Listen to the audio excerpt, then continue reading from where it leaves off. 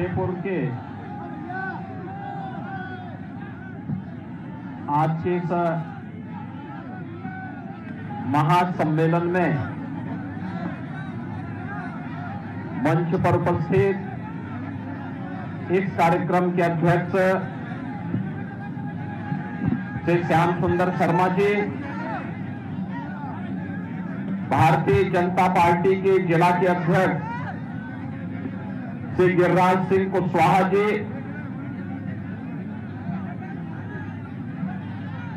किसान मोर्चा के राष्ट्रीय अध्यक्ष और फतेहपुर सीकरी से लोकप्रिय सांसद भारतीय जनता पार्टी के प्रत्याशी श्री राजकुमार चाहर जी, उत्तर प्रदेश सरकार में वरिष्ठ मंत्री श्रीमती बेबी रानी मौर्य जी,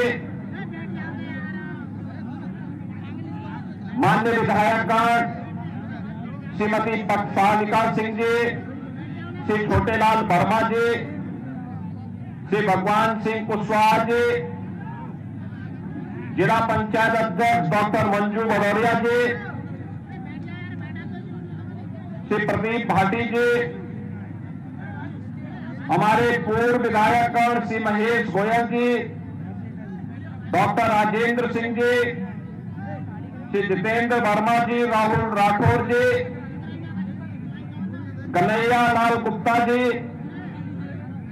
हेमंत शर्मा जी और भारी संख्या में फतेहपुर सीकरी लोकसभा क्षेत्र से जुड़े हुए सभी उपस्थित बहनों और भाइयों,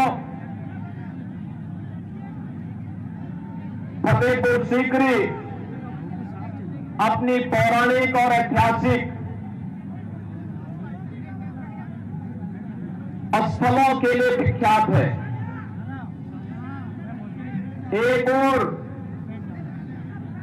देवादिदेव महादेव बाबा बटेश्वर नाथ का पवित्र धाम इस लोकसभा सीट में है, वहीं साथ ही साथ ऐतिहासिक पृष्ठभूमि से जुड़े हुए अनेक ऐसे स्थल जो देश और दुनिया को अपनी ओर आकर्षित करती है, वह भी इस लोकसभा सीट में स्थित है। यहां का अन्नदाता किसान अपने परिश्रम के लिए जाना जाता है, तो मां यमुना की कृपा भी इस क्षेत्र पर बराबर बरसती है। ऐसी पावन धरा को नमन करते हुए मैं आप सबका हृदय से अभिनंदन करता हूं। बहनों और भाइयों, आज हम सब पूरे देश के अंदर लोकसभा चुनाव 2024 के चुनाव प्रचार अभियान का हिस्सा बन चुके हैं। हम सब जानते हैं कि चुनाव की याद आते ही तमाम लोग अपने अपने तरीके से इसकी विवेचना भी करने लग गए हैं, लेकिन पूरे देश के अंदर जहां कहीं भी हमें जाने का अवसर प्राप्त हो रहा है, एक चीज साफ दिखाई दे रही है, और उत्तर हो, दक्षिण हो, पूरब हो, पश्चिम हो, चारों ओर एक आवाज है।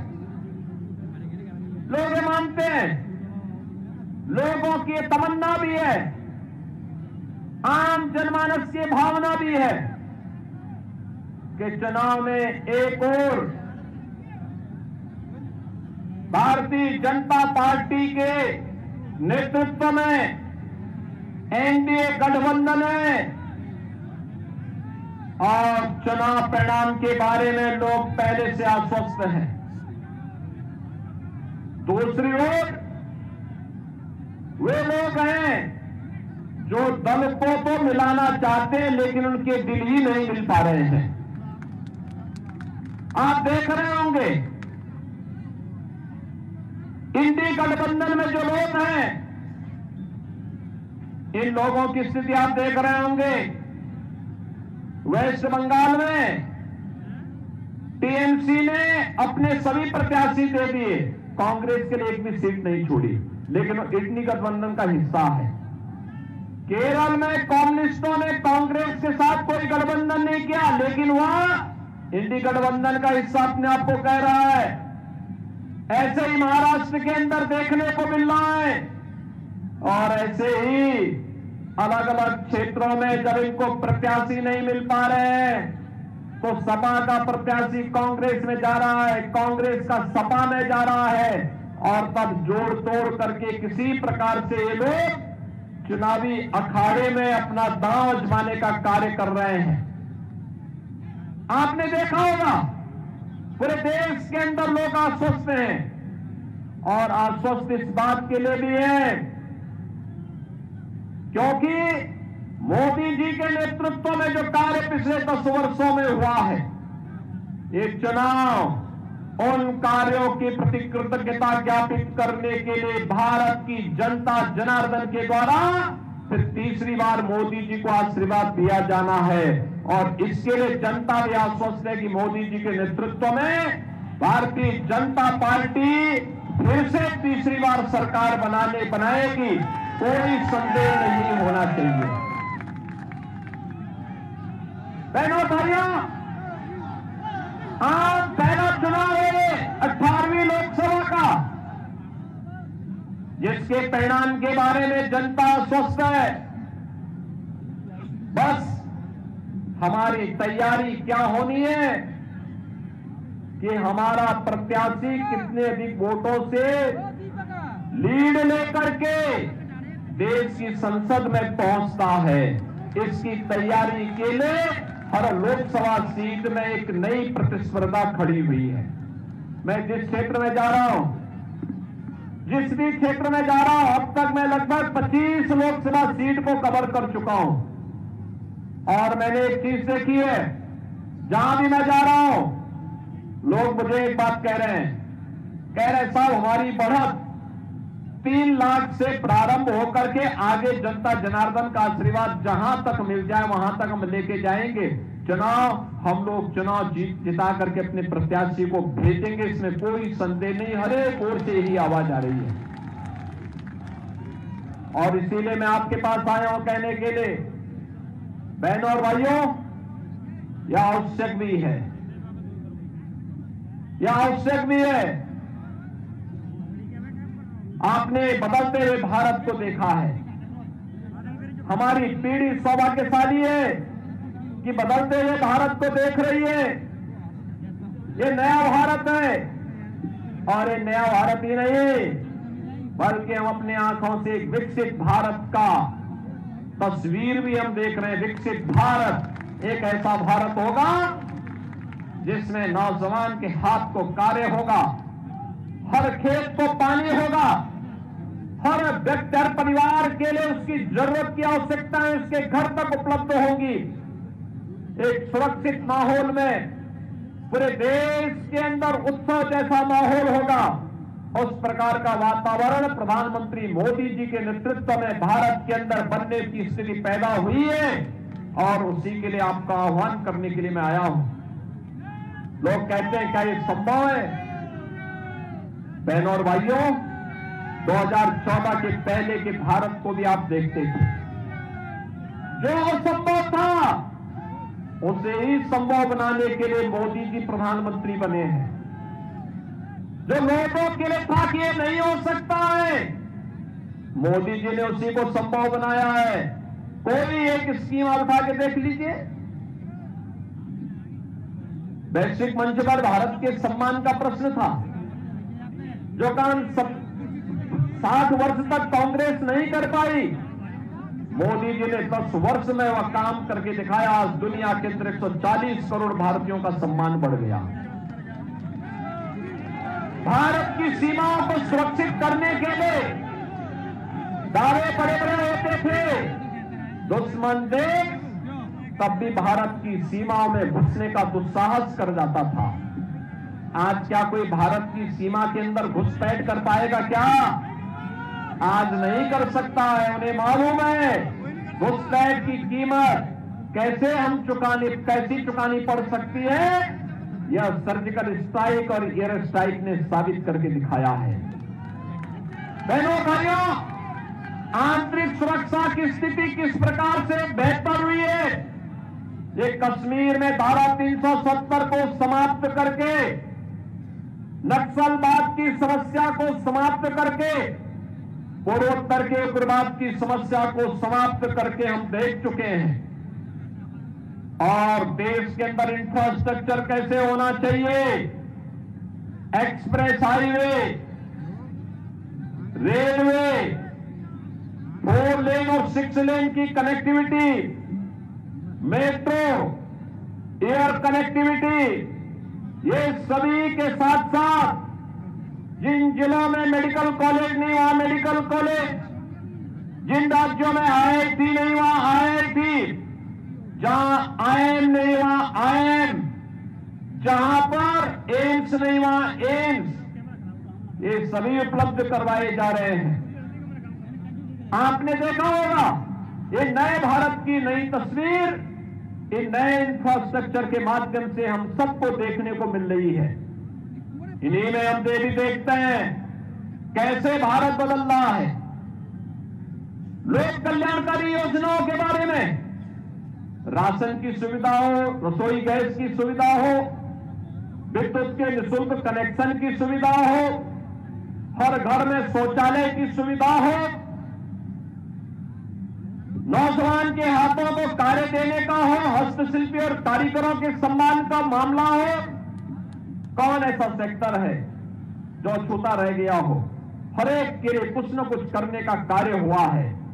और यही है नए भारत की नई तस्वीर, जिसने पुनः तीसरी बार विकसित भारत के लिए मोदी जी को समर्थन देने की ठानी है। और इसीलिए फतेहपुर सीकरी में मैं फिर से आपके पास आया हूं बहनों और भाइयों, आपसे कहने के लिए फतेहपुर सीकरी को तीसरी बार ये मौका मिलने जा रहा है फिर से। और बहनों भाइयों, हम इसीलिए आए हैं आपसे कहने के लिए कि देश के अंदर जो वर्तमान में पूरी चुनावी लड़ाई चल रही है, ये बहुत स्पष्ट है, ये बहुत स्पष्ट दिखाई दे रहा है। एक तरफ फैमिली फर्स्ट वाले लोग हैं, दूसरी तरफ नेशन फर्स्ट वाले लोग हैं। एक तरफ जातिवाद का नारा देकर के सामाजिक ताने बाने को छिन्न भिन्न करने वाले लोग हैं, दूसरी तरफ राष्ट्रवाद के आधार पर एक भारत श्रेष्ठ भारत की बात करने वाली भारतीय जनता पार्टी है। एक तरफ परिवारवाद के आधार पर देश के संसाधनों पर डकैती डालने वाले लोग हैं, और दूसरी तरफ 140 करोड़ भारतीयों को अपना परिवार मानने वाले मोदी जी हैं, जिन्होंने सबका साथ और सबके विकास के भाव के साथ पूरे देश को एकजुट करने का कार्य किया है। एक तरफ तुष्टीकरण की नीति पर चलने वाले वे लोग हैं जो पर्व और त्योहारों पर बैन करते थे, आपकी कांवड़ यात्रा नहीं निकलने देते थे, पर्व और त्योहारों के पहले कर्फ्यू लग जाया करता था। और दूसरी तरफ आज मोदी जी के नेतृत्व में सरकार है, न केवल कांवड़ यात्रा निकल रही है, बल्कि अयोध्या में प्रभु राम के भव्य मंदिर का निर्माण का मार्ग भी प्रशस्त करती है। भाइयों, फर्क स्पष्ट है। मैं पूछना चाहता हूं, जो लोग जातिवाद के नाम पर राग अलापने का कार्य कर रहे हैं, मैं पूछना चाहता हूं, क्या ये समाजवादी पार्टी, कांग्रेस या बहुजन समाजवादी पार्टी के लोग क्या ये अयोध्या में प्रभु राम का मंदिर बना पाते? क्या ये बना पाते? क्या ये गरीबों को राशन की सुविधा का लाभ दे पाते? क्या ये गरीबों को रसोई गैस का कनेक्शन दे पाते? क्या ये सुरक्षा का माहौल दे पाते? बेटी और व्यापारी को सुरक्षा देने का कार्य भी भारतीय जनता पार्टी की सरकार ने किया था। ये फतेहपुर सीकरी से ज्यादा कौन जानता है? 2017 से पहले इस पूरे क्षेत्र में, ज्यादातर क्षेत्र में सूर्यास्त होने के बाद थानों में भी ताले लग जाते थे। सामान्य नागरिकों की क्या स्थिति रही होगी, किसी से छुपा हुआ नहीं है।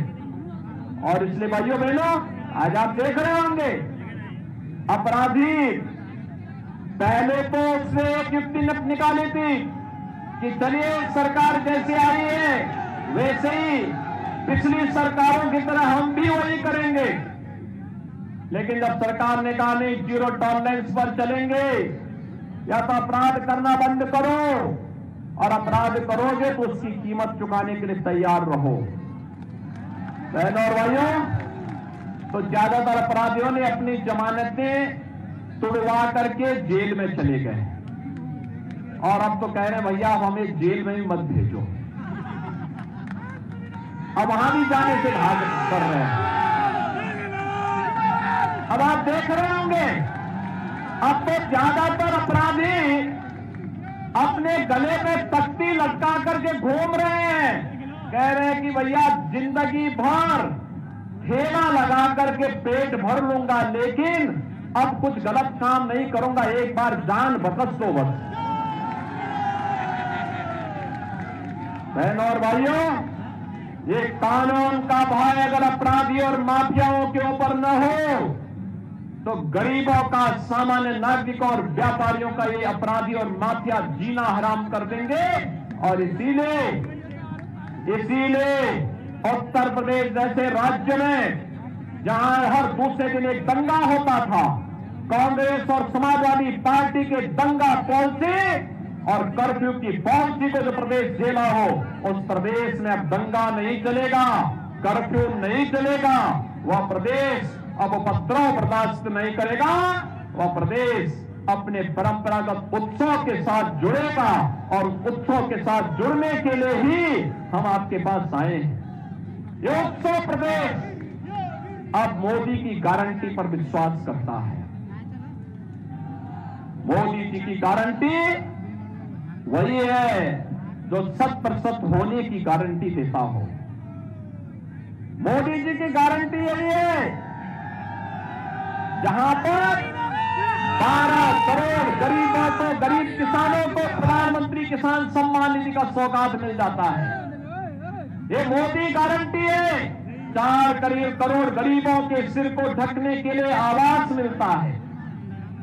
12 करोड़ परिवारों यानी 60 करोड़ लोगों को देश के अंदर 5 लाख रुपए की स्वास्थ्य बीमा का कवर मिलता है। 12 करोड़ परिवारों के घर में एक शौचालय बन जाता है। बहनों और भाइयों, 80 करोड़ गरीबों को देश के अंदर फ्री में राशन की सुविधा का लाभ मिलता है। यही है मोदी की गारंटी, 100% होने की गारंटी, जो नारी गरिमा का भी सम्मान करती है, देश की सुरक्षा और संप्रभुता का भी ध्यान रखती है, और अयोध्या में राम मंदिर के निर्माण के लिए भी पूरी प्रतिबद्धता के साथ कार्य करती है। और इसीलिए हम सब आपके पास आए हैं। अब मोदी जी ने अमृत काल में भारत को एक नया संकल्पना दी है, और वह है विकसित भारत की। बहनों और भाइयों, विकसित भारत बनेगा तब जब उत्तर प्रदेश विकसित होगा, और उत्तर प्रदेश तब विकसित होगा जब आगरा और फतेहपुर सीकरी भी विकसित होगा। और आगरा और फतेहपुर सीकरी तब विकसित होगा जब यहां पर कमल चुनाव चिन्ह से प्रत्याशी विजयी बनकर के देश की संसद में जाएंगे। राजकुमार चाहर को भारतीय जनता पार्टी ने अपना प्रत्याशी बनाया है। भारतीय जनता पार्टी के अलावा राष्ट्रीय लोक दल, निषाद राज पार्टी, अपना दल और सुहेलदेव राजभर पार्टी ने भी उन्हें अपना समर्थन दिया है। आज मैं आपके पास आया हूं आपका आह्वान करने के लिए कि बहनों और भाइयों, राजकुमार चाहर अन्नदाता किसानों की समस्या को लेकर के पूरे देश के अंदर अन्नदाता किसानों के लिए कार्य कर रहे हैं। उन्होंने अपना पूरा जीवन अन्नदाता किसानों के लिए समर्पित किया है।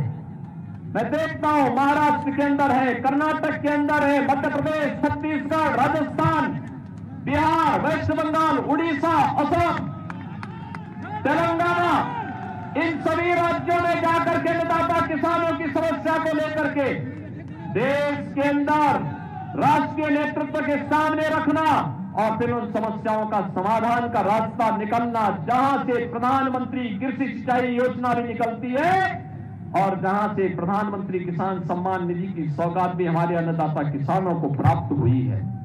और इसलिए बहनों भाइयों, आज के दिन पर यह आपका सौभाग्य है, राजकुमार चाहर जैसा जुझारू कार्यकर्ता आपके बीच में सांसद पद का प्रत्याशी बनकर के आया है। उनको प्रत्याशी पार्टी ने बनाया है और पार्टी ने आपके सामने उनको दिया प्रस्तुत किया है। यह यहाँ के विधायकों की, यहाँ के पदाधिकारियों की, यहाँ के प्रबुद्धजनों की और यहाँ की जनता जनार्दन की से मैं अपील करूंगा कि हमारे जनप्रतिनिधियों की जिम्मेदारियों के साथ वे अपना आशीर्वाद दें, राजकुमार चाहर को भारी बहुमत से विजयी बना करके फतेहपुर सीकरी में फिर से कमल का फूल खिलाने का काम करिए। और मैं आपको आश्वस्त करता हूं, विकास के पैमाने पर जिन मुद्दों को यहां पर राजकुमार चाहर ने आपके सामने रखा है, हर घर नल योजना यहां दी जा चुकी है। सड़क के लिए जो भी प्रस्ताव जहां से आया था, सारे प्रस्ताव यहां के स्वीकृत हुए हैं और विकास के लिए कहीं भी आपको इधर उधर ताक झांक नहीं करना पड़ेगा, बल्कि सीधे सीधे विकास का कार्य इस क्षेत्र में आएगा, क्योंकि इस क्षेत्र का संबंध तो पूर्व प्रधानमंत्री सर्वदेव अटल बिहारी वाजपेयी जी से भी है। बटेश्वर में मुझे कई बार आने का अवसर प्राप्त हुआ। आपने देखा होगा आज वहां सर्वदेव अटल जी की स्मृतियों को जीवंत बनाए रखने के लिए कितना अच्छा कार्य हुआ और यह कार्य सुंदरीकरण का कार्य ही भारतीय जनता पार्टी के अभियान का हिस्सा है। और उसी अभियान के लिए आप सभी से चुनाव प्रचार अभियान का शुभारंभ हो रहा है। घर घर जाकर के राजकुमार चाहर बनकर के मोदी जी के लिए तीसरा कार्यकाल मांगिए, क्योंकि मोदी जी के तीसरे कार्यकाल के पहले 3 वर्ष में ही भारत दुनिया की तीसरी बड़ी अर्थव्यवस्था बने, इसके लिए आपका आशीर्वाद आवश्यक है। मोदी जी को जब 80 मनकों का हार उत्तर प्रदेश से भेजेंगे, उसमें फतेहपुर सीकरी का योगदान भी होना चाहिए और इसी के लिए आपसे अपील करने के लिए मैं आपके बीच आया हूं। आप सहमत हैं? सभी लोग सहमत हैं? सभी लोग सहमत हैं? दोनों हाथ ला करके मेरे साथ बोलेंगे, दोनों हाथ जहां तक मेरी आवाज जा रही है। भारत माता की, भारत माता की, भारत माता की, वंदे वंदे वंदे, जय श्री राम, जय जय श्री राम।